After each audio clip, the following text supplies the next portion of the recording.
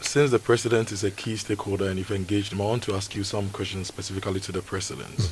When the speaker, the current speaker, said back then that the constitution cannot offer development and it must be reviewed, you said, you wrote this on Facebook, you said, as I have written elsewhere of this constitution, it grants and allows our president far more power than a good president needs, and far more power than a bad president must have.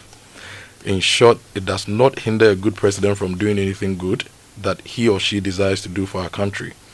On the other hand, a bad president will find in it all the gaps he could possibly need to underwrite his bad governance.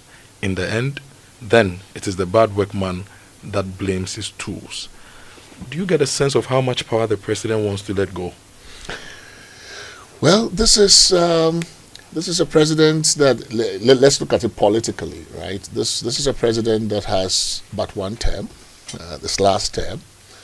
So I think from a very statesmanly viewpoint, I think if for no reason at all, what does he lose? What does he stand to lose? But remember that even in 2019, when President Akufo-Addo proposed the bill to amend the constitution to allow MMDCs to be elected, he was also giving away substantial power, right? Some of this power actually is burdensome. We should not also forget that there's a flip side to this.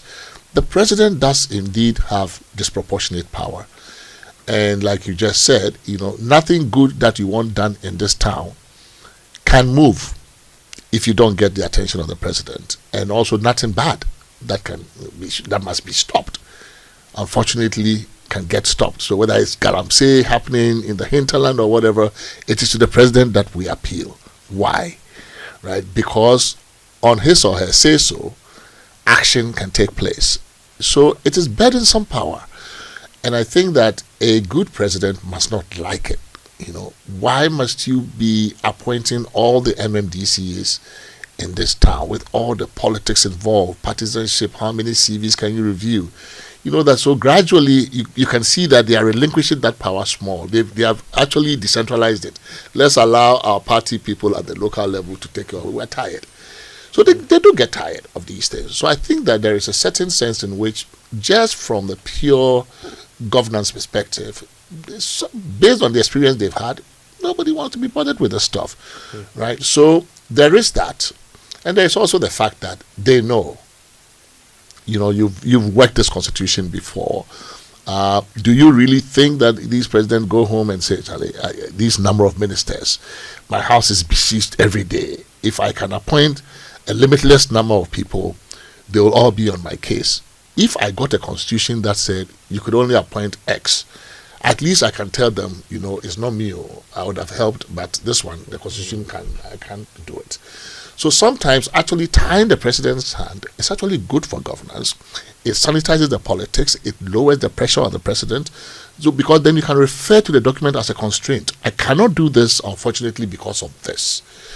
So, in those respects, I think that it is, if you get a good president who is minded in this direction, they would be more than happy to give up some of the power. I really think so. But especially in this case where you are looking for legacy and, you just have but one term, what does it cost you? So sometimes when you're doing constitutions like this and you see, you're in this situation, one of the ways, if there's a blockage, you can say, okay, it doesn't take effect until you've left.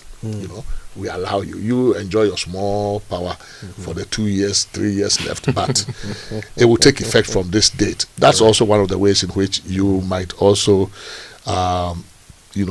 take care of any veto that you might get from a president like that. But I think that too much power cannot be good. Yeah.